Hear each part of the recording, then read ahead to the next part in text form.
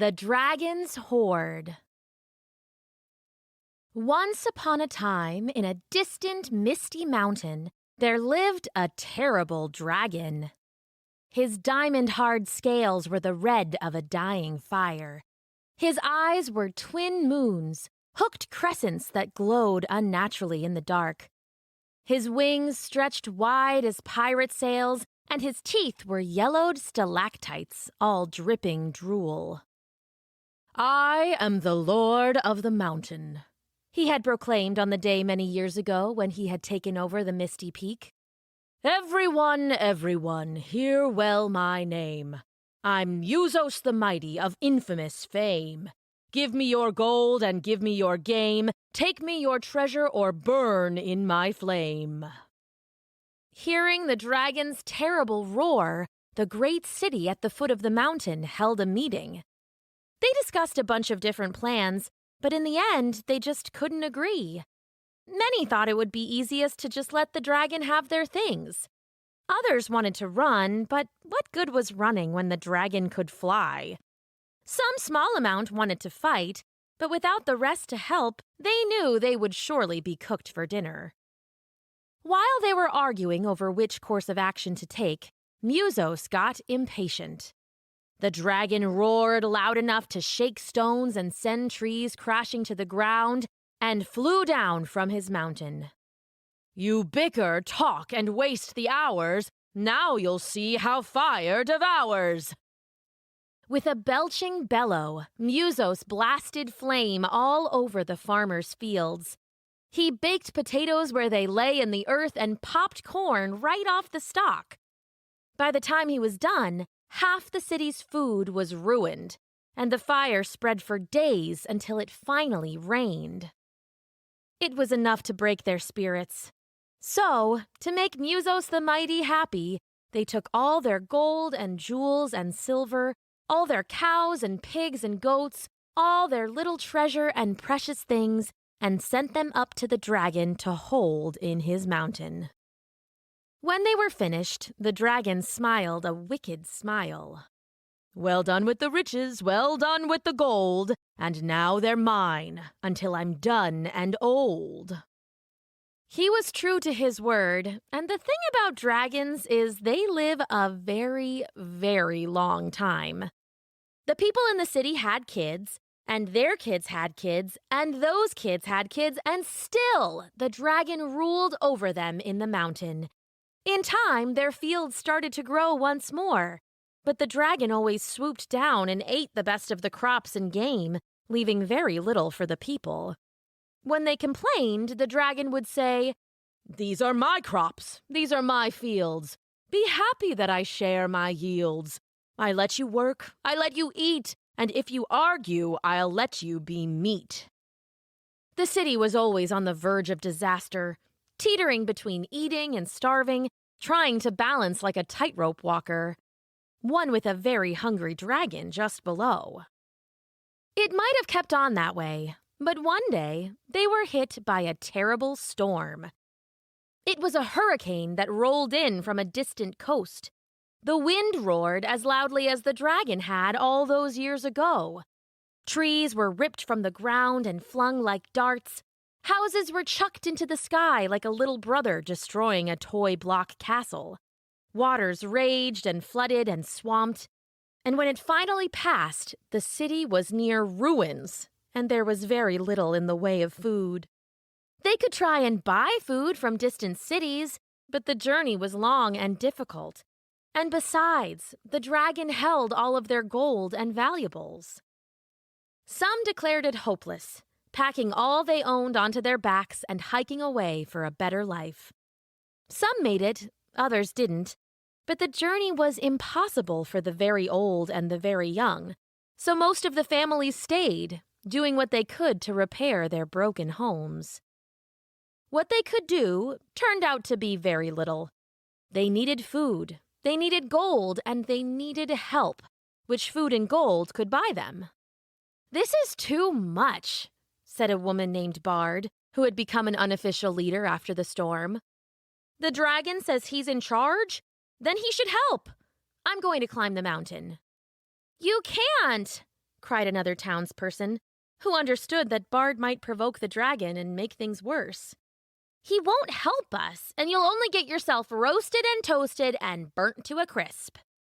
"Well, better to be roasted than to watch my family starve," said Bard. But others disagreed, and she let the issue drop, at least in public. That night, Bard decided she would go and ask the dragon for help despite the others. It made her sad and angry to ask, since she was a proud woman.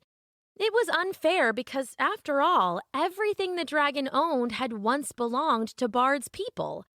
And worse, Bard and the others had grown the food the dragon took with their own calloused hands. But, she thought bitterly, what was pride when it came to taking care of her children? Bard wanted to fight and rage and curse, but she knew it was better that she swallow her pride so that her children could swallow some food.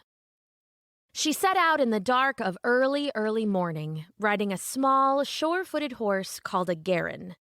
They picked their way carefully up the mountain, through fire-blackened earth and strange melted stone.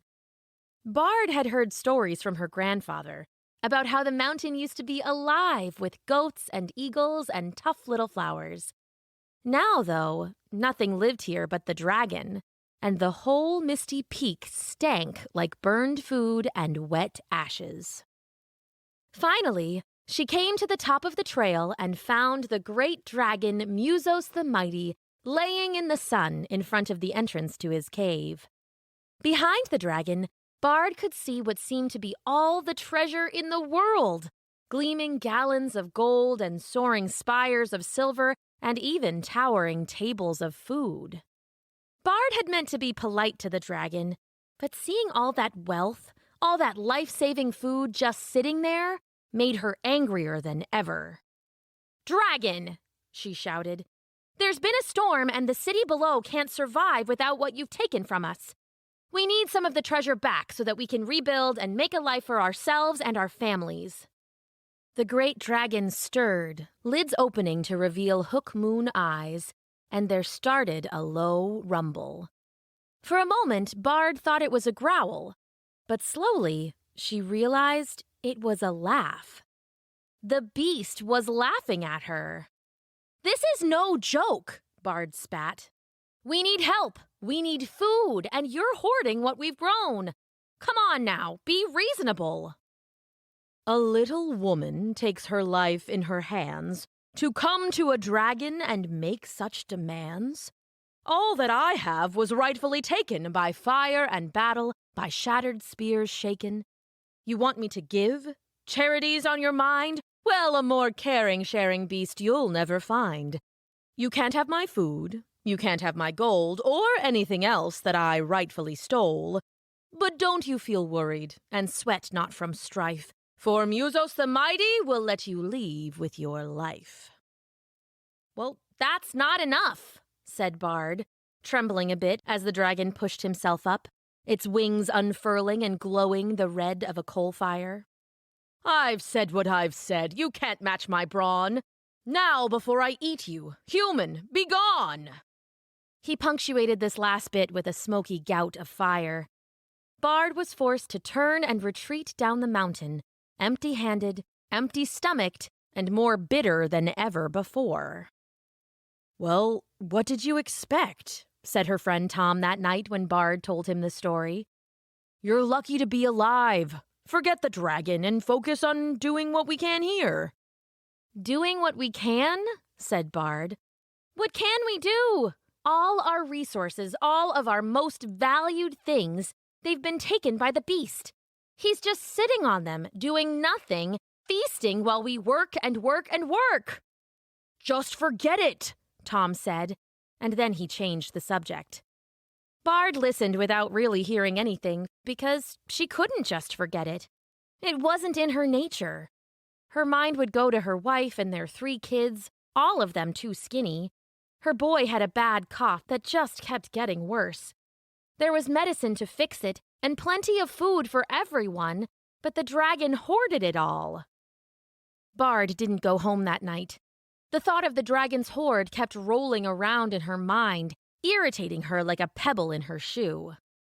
Finally, she mounted her little Garen again and once more went up to the mountain. She found the dragon napping in front of his cave, though the beast opened a giant eye when he heard Bard approaching. "You've come again? You'll never learn. Do you really wish so much to burn?" "I've come to ask for help, but less than last time. Perhaps you could share just some of the food that you have, some meat or even some seeds? Just enough to keep the children fed. We adults will fend for ourselves, but I'm here, against my own pride and better judgment, for my kids." "You come buzzing round like gnats, begging food for snot-nosed brats? Old or young is all the same, bother me and feel my flame." Muzos the mighty roared a great gout of flame, and Bard was forced to turn and run back down the mountain, the tails of her shirt smoldering and smoking. When she made it back home, things seemed more desperate than ever. Another farm had failed, flooded by the storm, the food rotting unripe on the vine. There was a great gathering in the central hall of the city, and plans on how they might survive the year were being discussed. "We need to go up the mountain," said Bard, bursting in. "We can't live starving and poor just because Muzos has no conscience." "But the dragon is too strong," said someone with a shaky voice. "He has all the gold. Bard, he's in charge. What can we possibly do against such strength?" "He's too strong for any of us, that's true," said Bard. "And that's why it needs to be all of us." "We are desperate," said her friend Tom. "But are we so desperate as that?" "We are," said Bard. "I'll no longer live sleeping in the mud and feeding my children moldy corn while the dragon sleeps on gold and has mutton for breakfast. We need to go. We need to fight." The others sat and thought that over for a long while. The fires burned lower and their stomachs rumbled, and still they thought.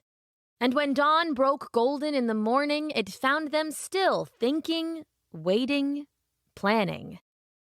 In the end, they were divided, much as their ancestors had been so many years ago. Half agreed with Bard. The other half, led by her friend Tom, thought it was too risky. They said it was better to live poor and starving than to die fighting a dragon. "Fine then," said Bard. "We will have to try it with half of us, and we'll have to hope it's enough." "It won't work," said Tom. "You'll throw your lives away." "Well, better to try and fail than to live in terror," Bard said, and then she turned and led her people from the hall. That day, Bard and her supporters gathered what little weapons they had. There were a few swords and shields, but most had homemade wooden spears or axes usually used for chopping wood. A handful had hunting bows, many had pitchforks, and Bard herself a tall scythe used for reaping grain. The group of them, solemn-faced men and women, made their way slowly up the mountain, timing their climb to reach the dragon at dawn. When they came to the top, they found the dragon sitting in front of his cave, treasure behind him, eyes a hateful yellow. "A crowd, I see, has come to play, but I tell you now, this is not the way. I tell you now, it's not your day. I see that you have come to slay, but what you should do is turn and pray. Pray that I forget this madness, pray that you don't come to sadness. You've asked for gold, for seeds to sow. I say again, the answer's no." "We aren't here to ask this time," said Bard, hefting her scythe. "We won't quietly starve while you sleep on a bed of treasure. We won't go hungry while you eat the fruits of our labor." The dragon laughed, an endless, mountain-shaking rumble. The crowd with Bard shrank back, terrified, and suddenly unsure about their numbers. "Surely you little gnats must see that none of you are strong as me." He stomped one giant foot, and Bard's supporters staggered back a step, eyes wide and fearful. For a moment, Bard was afraid they would break and run, leaving her all alone. And then... "That's enough," said a new voice. Bard turned to look and was surprised to see her friend Tom. leading all of those who had stayed behind. "You're stronger than any of us, but you're not stronger than all of us." "You came," said Bard. "You were right all along," said Tom. "Sorry we took so long." "Sorry nothing. You're here now. That's what matters." Muzos the Mighty laughed again. "Add to your numbers, see if I care. What's a cloud of bugs to a bear? What's a school of fish to a whale? And what's a whisper to a raging gale? I'll burn you to cinder and smash all your wagons. Death's what you get when you go against Ow! Muzos cried out in pain as Bard swung her scythe and buried it in the beast's claw. He jerked back and belched fire, eyes wide and wild with surprise.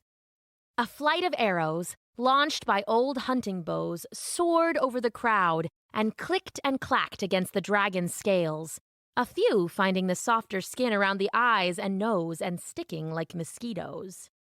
"Get him!" cried Bard, raising the scythe stained with red smoking blood.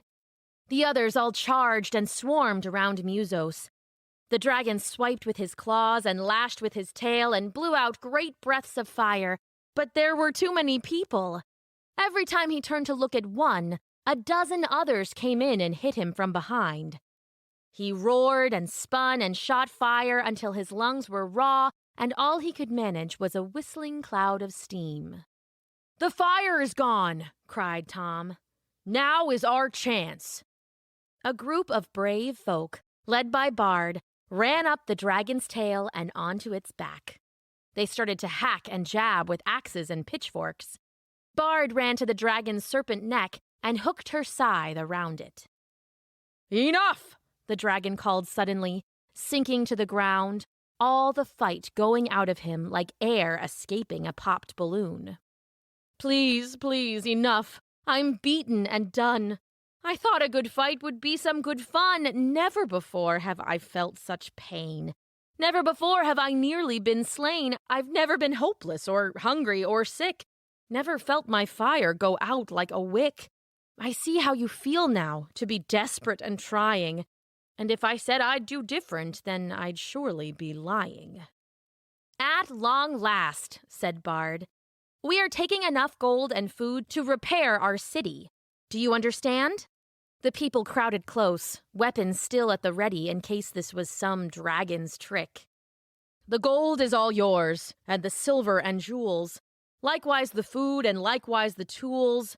You'll have all you need, and now that I understand, perhaps to say sorry I could lend a hand?" The people were skeptical at first, but Muzos actually meant it. He helped them carry all the treasure down the mountain, starting with the food. That night, they held an enormous feast, and for the first time in months, everyone went to bed warm and full. Muzos burned away bad swampy water and spread seeds from high in the air, and from that day on, no one in the city went hungry ever again. The great dragon was a bully and a tyrant no more, because he had learned that he was stronger than anyone, but he wasn't a match for everyone united together. The end.